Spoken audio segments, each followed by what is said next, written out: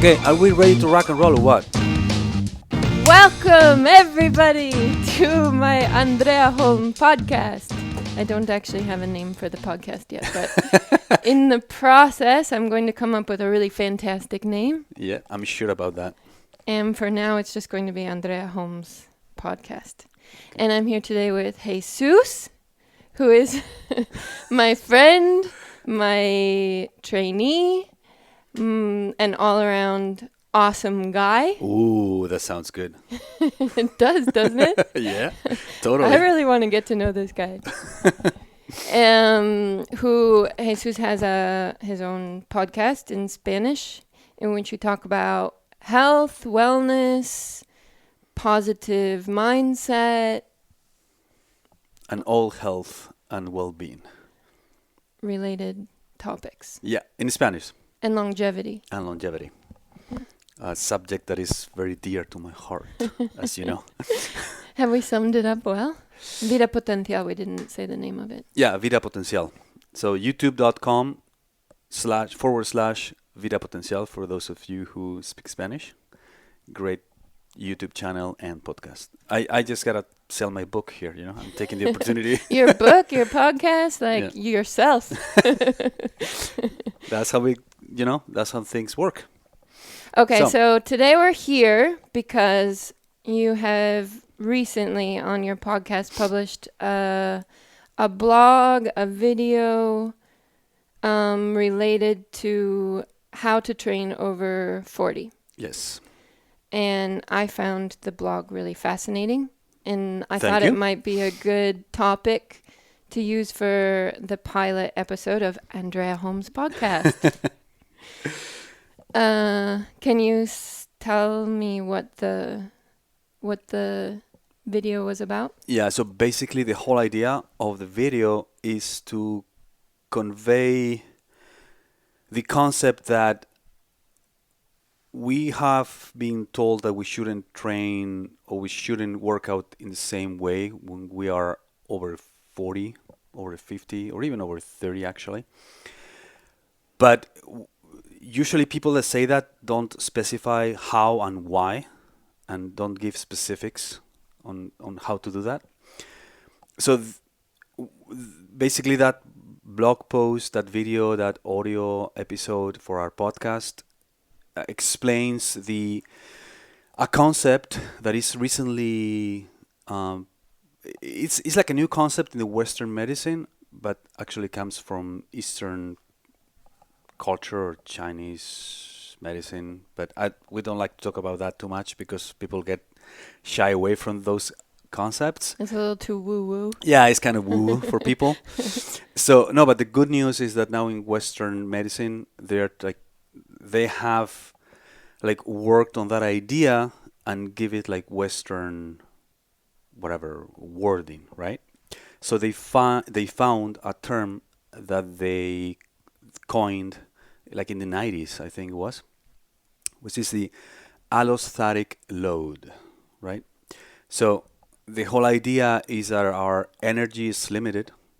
The human body and human physiology has limited energy, right? So that we have to find this balance in energy. So the allostatic load is kind of the physiological damage that we accumulate as we suffer stress in our daily life. And when this allostatic load is high, we should take specific measures in the way we work out. It's a long story, but that's what it is, you know? So you say we have a limited amount of energy, and the allostatic load, as it goes up, the amount of energy we have in storage goes down? Is that directly related? Yeah, it is in a way, but the article and the video we just focus on the damage and not the damage, the accumulated load in the body when we suffer all this. Maybe people are getting confused. Okay, let me give you an example of what this means. Basically, the idea is when you get older, you accumulate different sources of stress in your life, right? When you're 20, for most people, I'm sure there are exceptions, but for most people, when you're like 18, 20, like you don't have that many problems. Like your life's good, like maybe you're in college, maybe you have a job, but basically you're just like, you're plenty of energy, you don't have kids, you don't have a boss. So life is good, no stress, right? But as you get older, you get all these responsibilities, all these pressures in life, right? Maybe you have kids, as I said, you have like a boss that is like putting pressure on you every day, and you have like financial problems or an emotional problems. Maybe you're getting through a divorce, whatever it is. Unhealthy family members or Exactly. friends. As you get older, other people start getting sick around you. Exactly. So the basic idea is that that imposes like low level stress in you, right? So people start sleeping less. So that's another source of low level stress in your life. So the body can't recuperate from that. So high levels of stress, but in a short period, is good for the body. It's kind of like what doesn't kill you makes you stronger, right? So you have a stressful episode, your body goes like, "Whoa, what is this?" But after that, it gets stronger and can recuperate from that. But if the stress is a continuous type of stress, it's a low level continuous stress, and doesn't go away, the body can't recuperate, and the body can't find its equilibrium. What in medicine they call the homeostatic um, homeostatic Equilibrium. balance, Okay. homeostasis, which is the equilibrium of the body in his the physiological equilibrium of the body, right? So, just so that I'm understanding well, short bursts of intense stress is okay. Yes, Your body can adapt to that and go back to normal. yes, Whereas long instances of much reduced levels of stress is what increases the allostatic load, is what's not good for you. correctly, So just so that I correct. understand, can you give me some examples of what like the burst of stress would be? Something that's good for you? Yeah, well, even okay, there are several examples here, like the physical examples, for example. This is redundant, but let's say you jump into a you take a cold shower in the winter. That's a physical shock for the body. You can't take a 3 hour long cold shower. Like you will have serious health issues, right? But if you have like 1 minute cold shower, 5 minutes or whatever it is, the body has to react to that. Hmm. But it's okay because once you're off the cold shower, you give the chance to the body to recuperate. Mm-hmm. That's an example. Or even talking everyday life, like you can have like 2 days in which you really have a deadline that you have to keep up with. You have this important project, and maybe you're not sleeping too much of those 2 days. Maybe you're not eating enough. But if it's only 2 days, it's okay. Then you turn in your report or whatever it is that you're writing, and then this pressure goes away, and then your body can recuperate. So that's an intense also burst of stress for 1 2 days. But what is not that good for you is when that is at the continual basis of your life. Yeah, Every, okay. every week is like that. So it's kind of like those intense bursts are cool Mm. as long as you have this recognition that once this is over, things are going to go back to a very comfortable existence, or Right. yeah. So Whereas if you're kind of acknowledging or apprehensive, or if it's just the state of being that each stress is brought to another like continual long-term stress, your body never able to recuperate from the short bursts or anything like that. exactly, and that adds up. You know. So the damage of that low level stress from work stress and from not sleeping enough and from not eating enough and from have like uh, bad relationships with people that also erode your psychology and your well-being. All that adds up, Hmm. and it adds up to this allostatic load. And are there things that bring it down other than removing the stress? Are there Ah, things that lower your allostatic load? no. Like, what lowers your allostatic load is like stop doing the things that are adding to it. There's no Remove the stresses. Well, of course, for example, if you can't like remove one type of stress, if at least you can remove the other ones, maybe your allostatic load goes as low or to a certain level where your body can kind of assimilate that level of stress and Kind of find its balance within there. exactly, right? So let's say you have the work pressure and you have your non-sleeping and your blah blah and all these things. If you remove three of them, maybe your body can cope with just your boss thing, or maybe can cope with not eating well. But if all the other variables in your life are okay, you So, know. what's an example of your body not coping?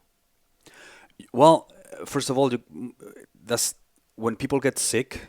Most of the times, when you get colds, when you get the flu, when you get that type of health episode, is your body stopping you? It's like, okay, you're not gonna give me rest. I'm gonna make you stop, right? Yeah.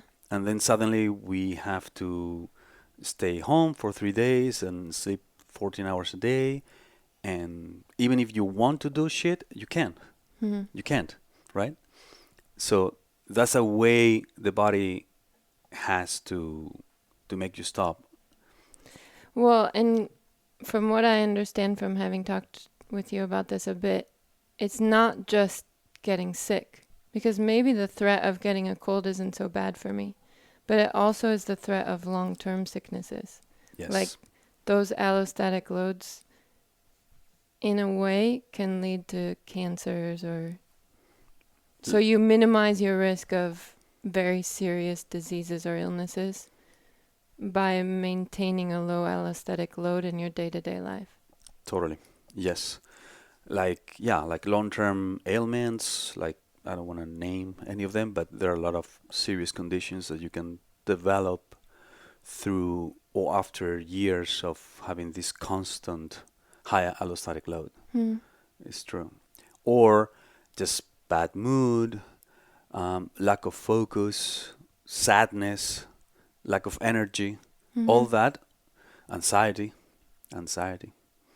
I think that's really interesting because I think in some ways we kind of have this sense of believing there's not much you can do about it. You know, like illnesses just hit you. If you're unlucky, you're the one who gets it, or I don't know, a lot of things that happen in our daily lives, we might Mm. think that we don't have that much control over them. Whereas this is one proactive approach to kind of prevent those things Mm. from coming at you. Yeah. Yes, I think we underestimate the effect that our daily habits have in our long-term health. Hmm. As humans, we don't see correlation between sometimes, not everybody, not in high degrees, but many people don't see the connection between the small actions or short-term actions and the long-term results. You know. It makes sense because at the same time you could have an example of somebody who smoked their whole lives and they were fine, you know, like Mm. they never got sick or so you just think like it can't be that thing that causes the illness. Yeah. You have so many examples of particular people who it weren't affected. But at the same time what you're saying is the allostatic load is an accumulation of all of these details. So maybe one thing in and of itself isn't what's going to cause the final illness or negative consequence.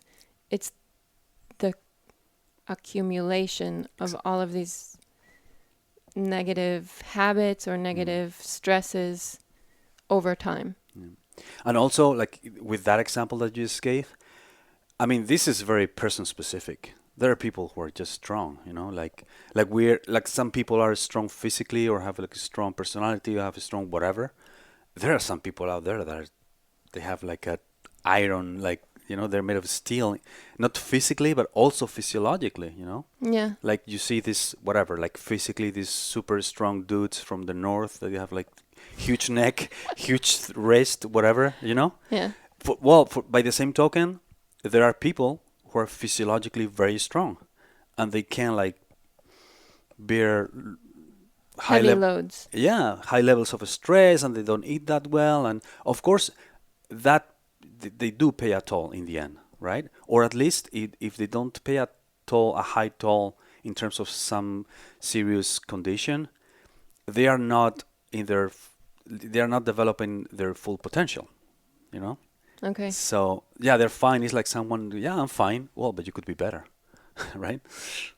But yeah, it's Yeah. true. Like this is very person specific. Some people don't have that physiological strength, and they really, it's like imagine you have like a truck and a Ferrari, right? So a Ferrari needs to sleep more. A Ferrari needs better gas. A Ferrari needs more maintenance, and a truck is like just goes, right?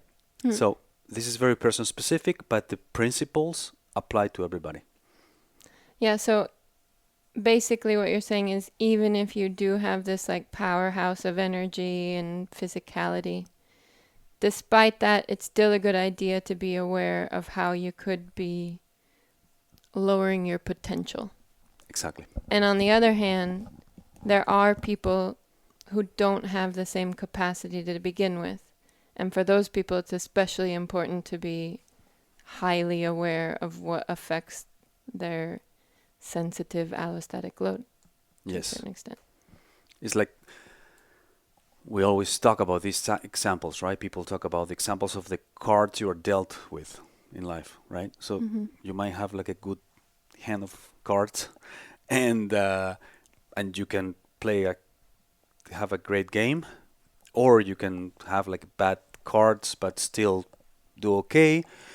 I mean, the worst is you got bad cards and you don't play very well. Those are people who get sick, who are not happy or whatever. Yeah, Yeah. yeah, it's a good example. It's just Yep. optimizing what you have. Exactly. And the way I see it, also, this is more of the philosophical side of this thing, is that I feel we have an obligation to do our best.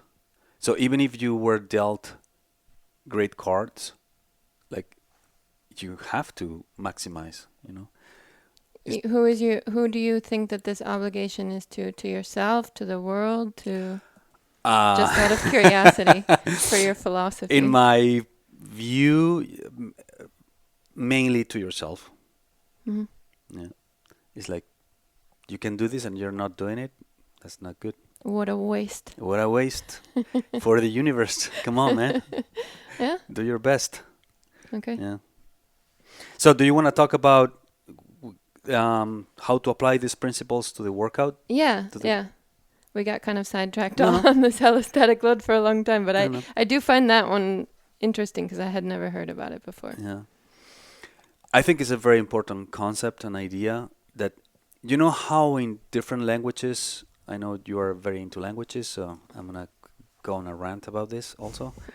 How different languages have words or ideas or concepts that don't exist in other languages.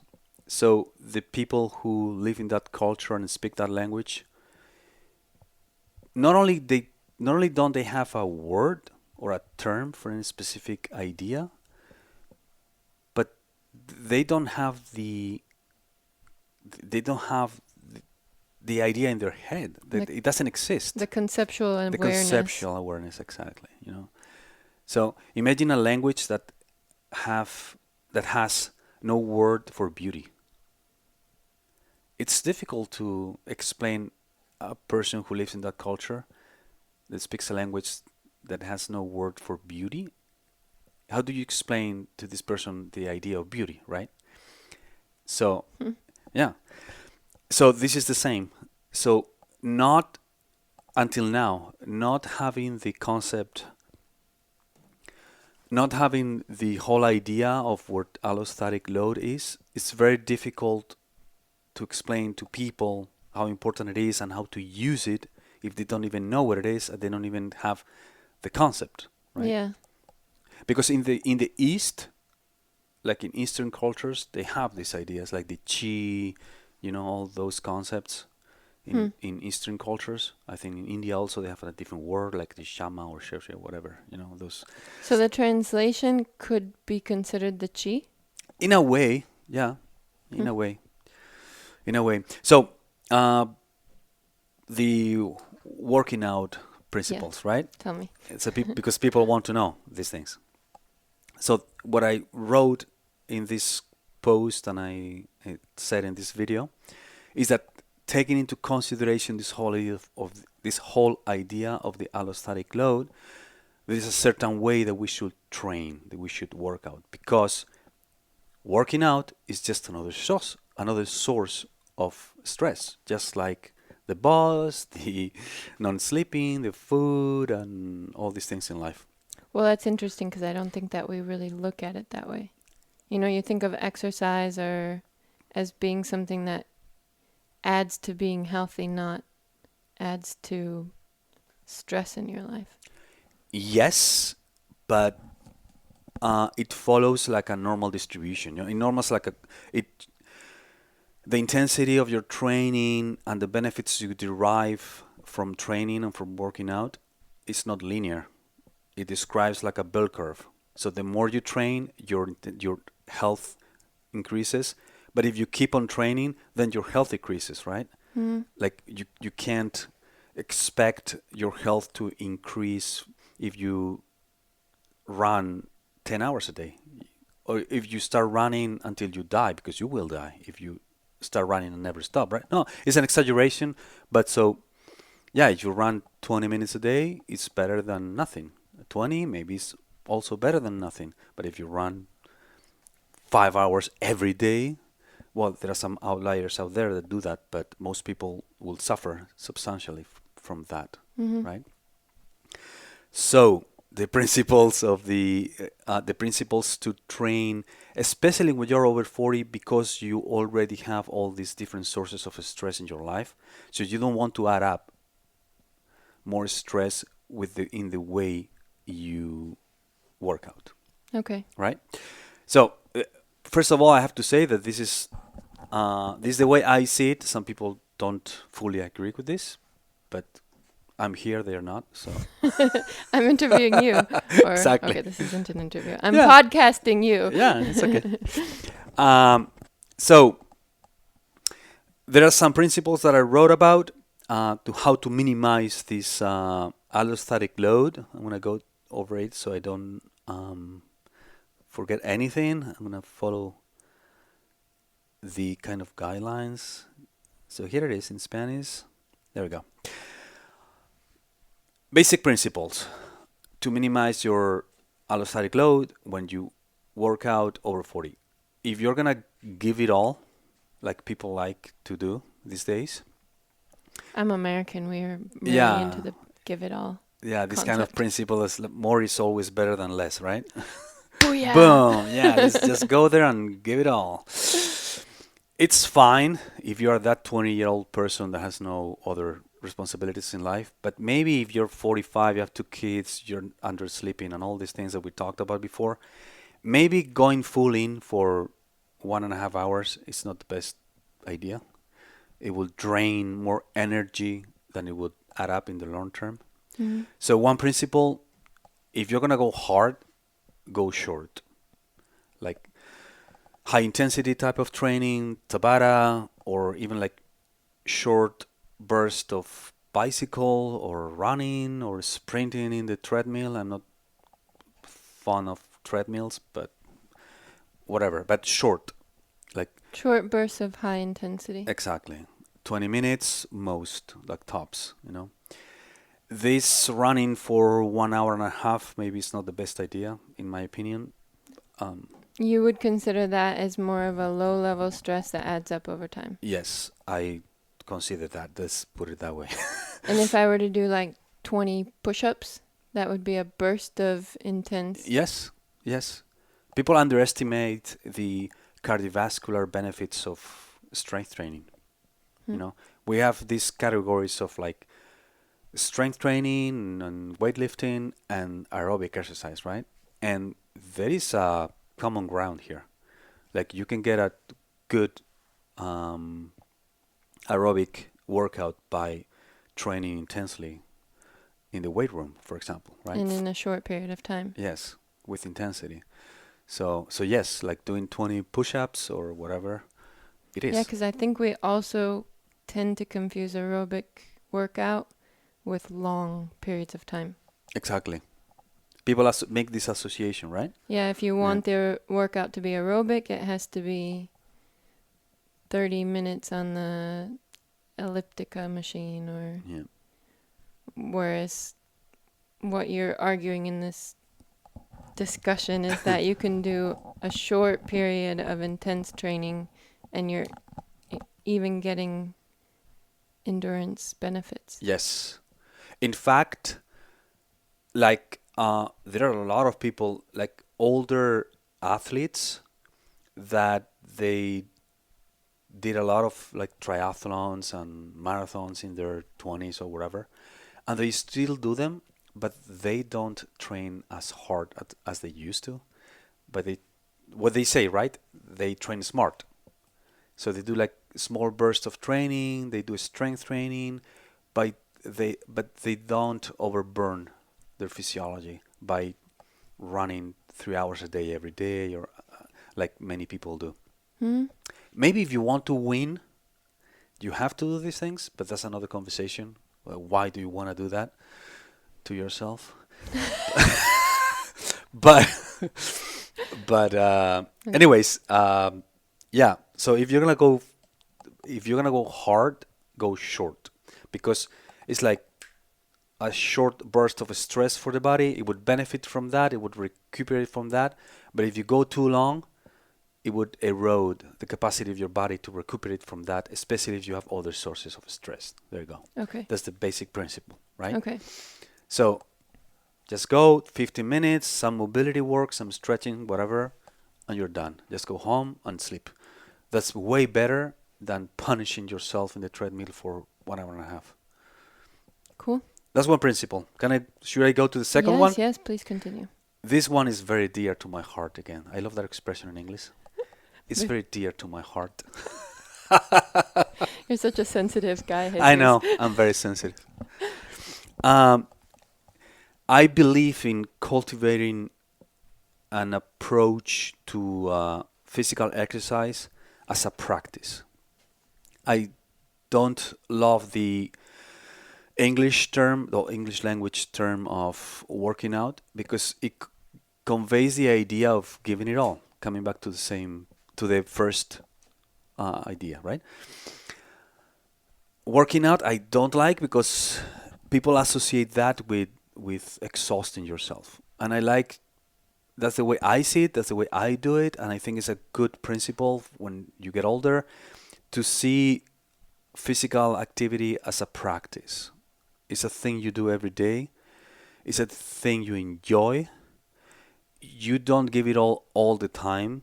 It's something you do, like you brush your teeth, like you do, yeah, like you have a shower every day. You just do it. So if you associate this suffering to your workouts, it's very difficult to maintain that in the very long run, in the very long term. Like you can do that for a year, 3 years, maybe 10 years.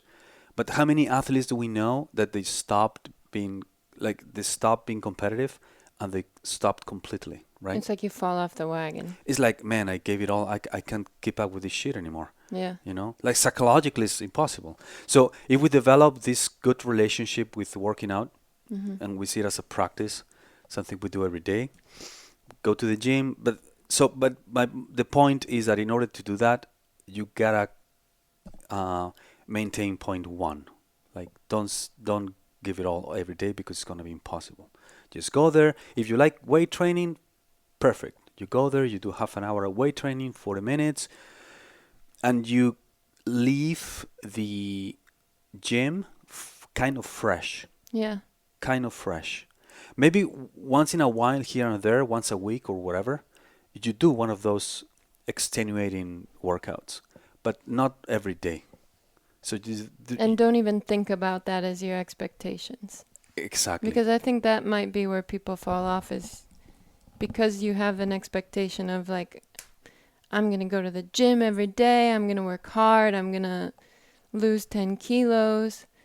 You have this mindset of every day has to be super intense, and then you end up not going. Whereas if you go with lower expectations of take it easy, half an hour, it can still be enjoyable. You go home feeling good and fresh. It's probably a lot easier to maintain the daily habit. That's the whole point. But it's not necessarily, I have to say something, what do you say? It's not taking it easy. You have to be, you're doing what you're doing. Like, this is serious. Like, for example, let's say that's what I do, like weight training. Like, I'm not joking around when I'm at the gym, you know? Like, I'm doing what I'm doing, I'm concentrated. I'm not taking it easy in a way, Hmm. you know? But I am not like exhausting myself and giving it all and like Yeah, finish. maybe I just mean in comparison Right. of that giving it all mindset. You like cut yourself a break from that concept. Yes. No, I mean I get your point, and I agree with that, but I just don't want people to get confused by that. It's Yeah. not like you go there and you're reading a magazine while you're in the elliptical machine, you know? No, you're not. You're doing what you're doing. You're focusing on what you're doing. This is serious. But you do your sets, you rest. You do your sets, you rest, and when you're at the peak of this bell curve, you leave. Hmm. It's like leaving the party at the best moment, right? That's what you do. You have a shower, you're fresh, you feel energized. Good. Tomorrow is another day. That's the principle. So develop an approach to physical exercise as a practice, not a That's like long term. yeah. And don't punish yourself. Okay. Can I go on? Please. Can I? May I? Please do. I'm captivated. Okay. So third principle for keeping your allostatic load low, at least what at least regarding physical activity. Hmm. Have in mind the whole idea of the minimum effective dose, which is related to all this that we have talked about. This bell curve thing, right? So the minimum effective dose is the amount of work that you need to do in order to get the results that you're looking for, but no more. You do that, you're done. So, for example, again, the running, right? If you are going to do like a HIIT type of training or a Tabata, what you want is the metabolic reaction in your body after the exercise. Hmm. I mean, the objective is not the exercise. The objective is the what happens in your body after you exercise. The physiological response. Exactly. It's not the exercise itself, you know. Anyways, I'm gonna calm down because I'm getting. You're all riled up. Yeah. So, anyways, minimum effective dose, meaning do what you need to do to get the results that you want, but not 1 minute more, not 1 kilo more, like precisely that, and leave. Okay. You got what you want, don't overdo it. It's related to the other point also, but have that in mind, the minimum effective dose. But don't do less. That's the whole point. Maybe this is related to what you just said before, of like take it easy. Well, if you take it too easy, you are not reaching the minimal effective dose either. So you need that minimum. I'm just like putting into perspective also, if we're talking about 40 plus, 50 plus, 60 plus, I'm Yes. sure that there are plenty of humans where the minimum effective dose is 5 push-ups or 10 minutes walking on the treadmill, or like you have to definitely take into account where you're beginning from, and your minimum effective dose might be something really minimal. Yes. Yes. And you can't compare yourself to other people. You have to like find what is your peak performance moment, stop there, and continue tomorrow. Yes. Okay. Back tomorrow to the weight room. Yeah, I agree with, yeah, it's very important to understand that. You have to find your own minimum effective dose Mhm. for what you want. Maybe someone's objective is to whatever gain 10 kilos of muscle. Well, if you want to do that, your minimum effective dose in order to achieve that goal is going to be way higher than mine, that is just maintaining my strength, my health, blah blah blah, my longevity, right? So that's also dependent on Your your goal, where goals. you're at right now, Exactly. and where you hope to be. Right. But Yeah. that being said, you have to. The main thing to take in consideration is where you're at right now. Exactly. Yes. And be careful with your goals. Meaning? Well, if you choose a goal that is counterproductive for your health, that's a wrong goal. Yeah, okay. Like You're just going to come right out and say it. That's a wrong goal. goal. Your goal is wrong. Yes. Like yeah. Like if you're 47 and you decide that you wanna be like whatever, you wanna Do be Iron you want Man. exact or you wanna be yeah like in the first or you wanna be a finisher in an Ironman in whatever. Maybe that's not a good goal. Like, could you do it? Yeah. Like if you have the stamina, you have the grit, you have the strength, you have the determination to do it. Yes, you could. But maybe it's a high allostatic load activity. But what for? But that's why. But that's another conversation for another one of your podcast. You're going to Why? get all riled up again. Yeah. Like that. This is a psychological thing there, right? So why do you want to do that? But that's another conversation, right? Yes, okay. Yeah. Like stop me because if you don't stop me, I'm gonna go on different rants. Okay. So minimum effective dose.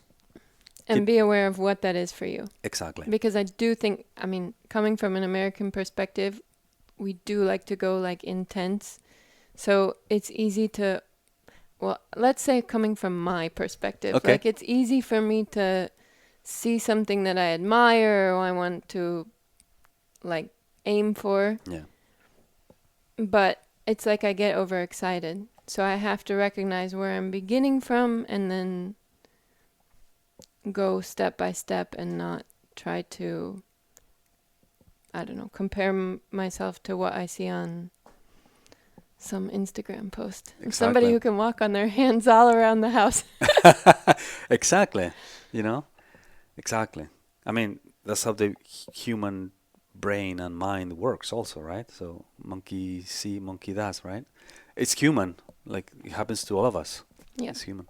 Consciously or unconsciously. So yeah, so be aware of that and be careful with your goals. Yeah. Okay. Yeah. All right. Should I go on? Yes, please do. All right. This is super important. It's related to everything we've talked so far, but it's very important. The culture of suffering. Like, okay, folks, the goal is not suffering. Suffering is just a tool. Like, you need to suffer sometimes in order to get your goals, but the objective is not to suffer. It's just the means, right? So we have developed, I think, this culture of suffering for the sake of suffering. Like, that's good. Like, okay, I'm going to say it. CrossFit people, like, they brag about it.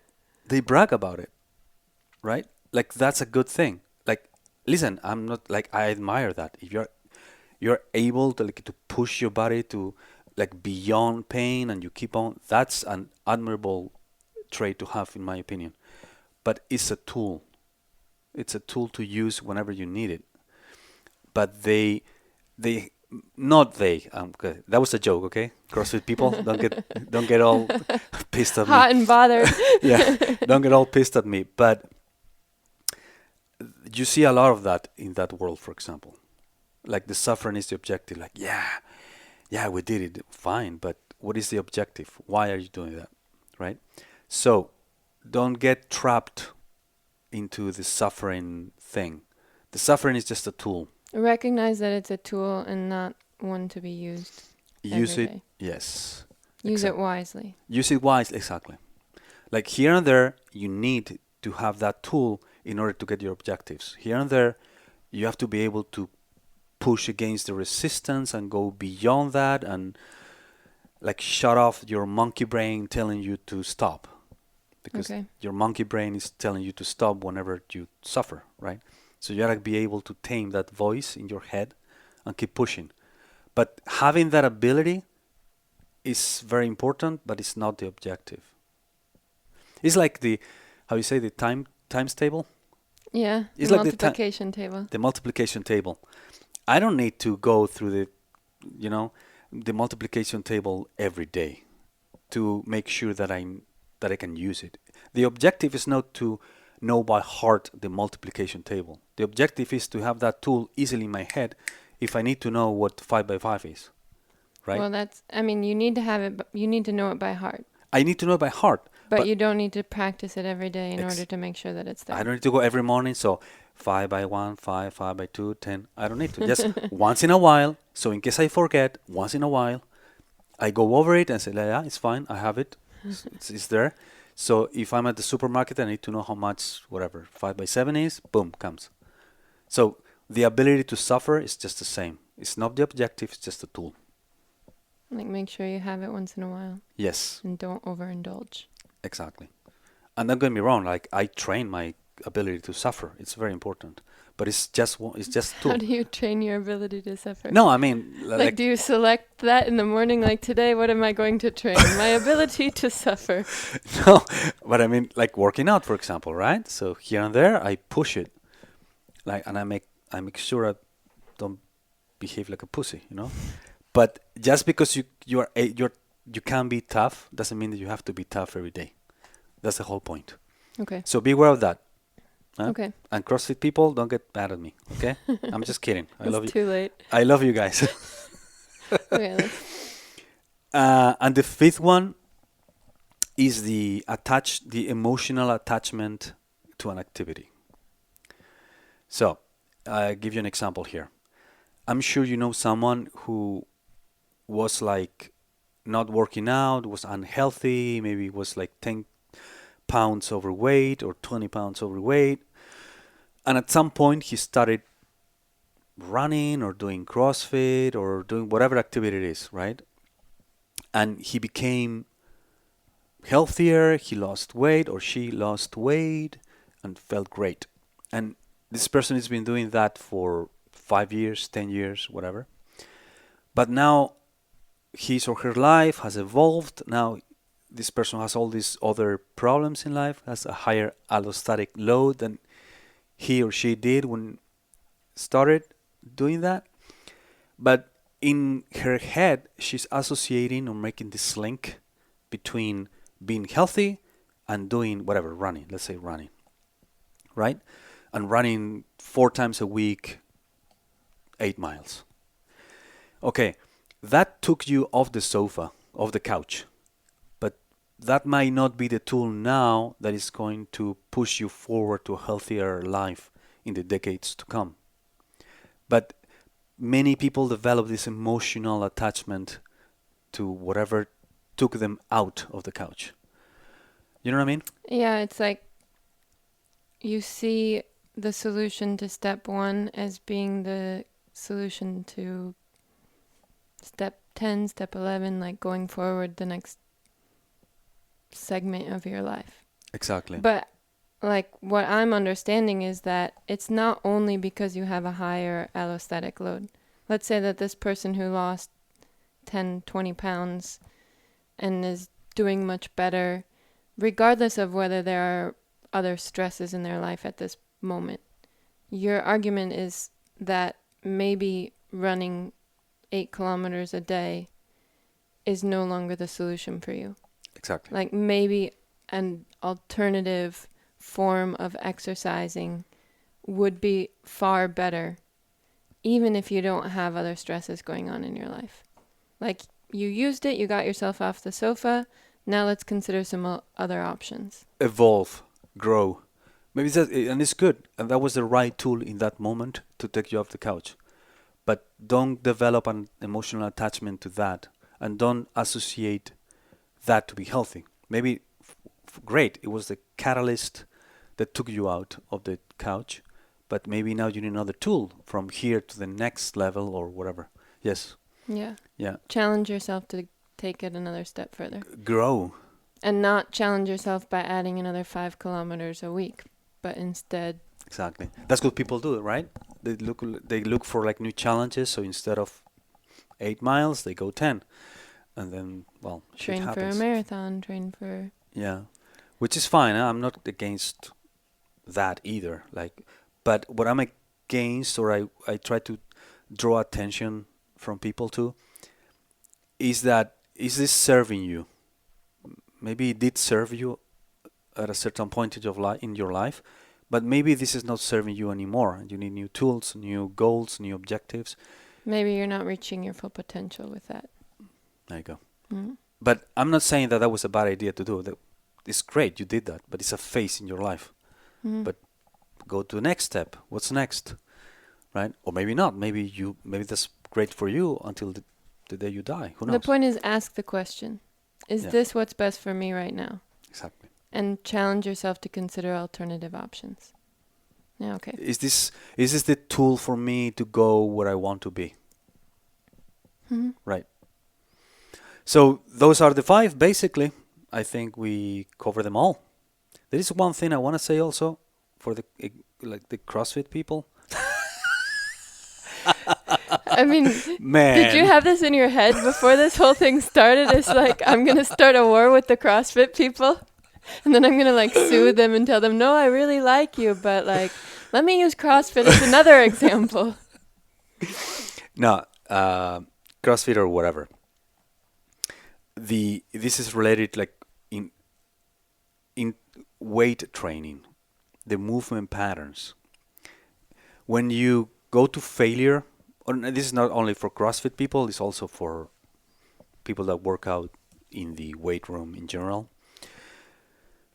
In the long run, it's not a good idea to go to failure because you lose form and you are teaching your body to perform the movement incorrectly.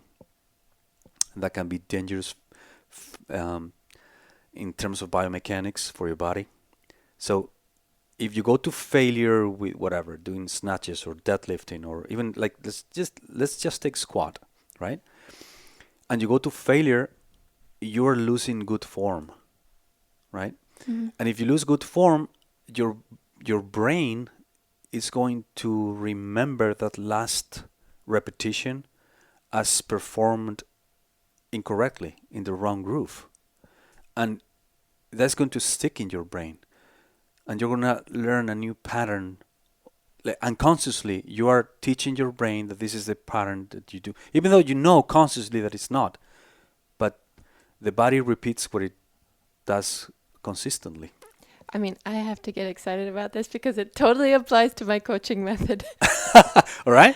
Like, I think the old way that people got into learning English was they would sign up for like 2-hour conversation classes.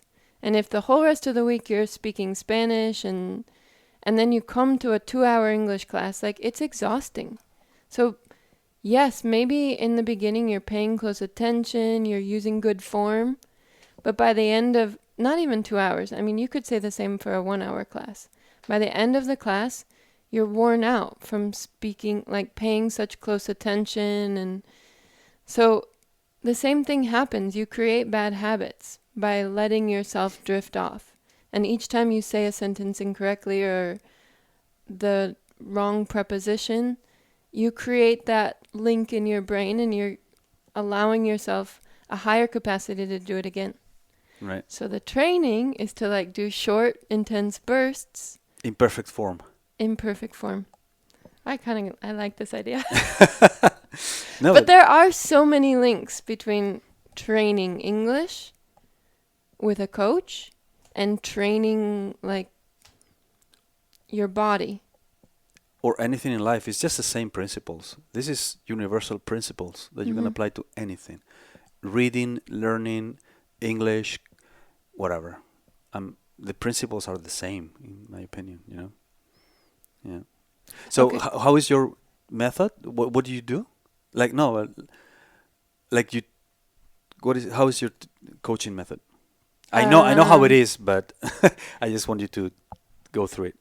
Basically, every week there's just one face-to-face session where I get like a good idea of where somebody is at in their progress, Hmm. or where they're using English and where they're getting frustrated with it, or we just communicate for 40 minutes or so. Hmm. From there, I'm able to like recognize what they need to work on from catching like errors in the conversation, or from the things that they tell me. Like at work, I had a meeting and I wasn't able to properly explain the layout of this document, or I didn't feel I had the right words to be sensitive to my employees or something like that. Right. So I write them an email where I explain like these are some of your weaker points, and then I give them like intense burst exercises where they have to train those weak points. So maybe I give them vocabulary to use related to the layout of a document, or I introduce some new words that can be used for sensitive feeling situations. Or recently I did one that was like alternatives to the word should. Should. If you don't want to tell the people under you like this is what you should do, but you want to find a more sensitive approach, like some consider these alternatives. But then you have to take these actions or these activities and you have to prepare a paragraph or some sentences. You have to write them out. You have to send them to me to check them. Then you have to make a recording or a video in which you're using them. And often I'll make you repeat it more than once. Mm. Because the whole point is the repetition creates a positive links in your mind. So the coaching method relies so much more on these short bursts that you do every day. Every day you have a small assignment that you're accomplishing or redoing or improving upon, and you listen to your own recordings. You start picking up when and where you're making errors, so you have to re-record them to prevent me from sending it back to you and telling you to do it again. Yeah, and I've really noticed with my students a lot of improvement with Cool. my clients. Your clients. That the improvement is so much faster and more effective than with the old method of 1 or 2 hours of conversation a week, which Right. is kind of like doing the elliptica for 45 minutes while you're reading a magazine. Right. Like a 40% focus. Like, talking. Yeah, and you're kind of learning improper mistakes as much as you're learning proper mistakes. Right. Right. So, the culture of practice, right? Yes, you could say that. Yeah. All right. So, Can we sum up what the podcast was about? So it's about the allostatic load and Yes. how it's like chi, like it's a cumulative, can lead to sicknesses or worse, and that you want to find ways to keep it limited. And that can especially be really related to training. So keeping in mind that the allostatic load is something that accumulates throughout your day to day, you don't want to train in a way that's going to add to that. Exactly. Given that these other variables in life are more difficult for people to manage, at least this, we have a saying, Yeah. right? In this domain in your life, you do have a saying, so at least be careful there. Mm-hmm. Maybe you can't do anything about your boss. Well, yes, you can, but that's another conversation also. But let's say you can't, or you have other. Or your father is sick. Exactly, and you're exactly like your father is sick. He's in the hospital. You're going there every day, so you're not sleeping well, and you're really preoccupied. You're worried about that. So that's a source of stress. There's nothing you can do about that. Well, you can manage that stress, but that's another. There you go. So there's nothing you can do. But in your working out strategies, there are things you can do, and we just went through them. Yeah, okay. But to continue, then you Yeah. have the allostatic load, the way to train, avoiding getting stuck in patterns that were effective in the past, Correctly. not getting too addicted to suffering. Yes. Am I missing anything? So it's like short, intense but short, the culture of practice. Oh yeah, making that like a daily part of your life rather than Exactly. Something you go all you out go all for. in 3 times a week. No, Yeah. go more often if you can, but shorter and Well, it doesn't even require going to the gym. It's something you could no, do at home. no, of course.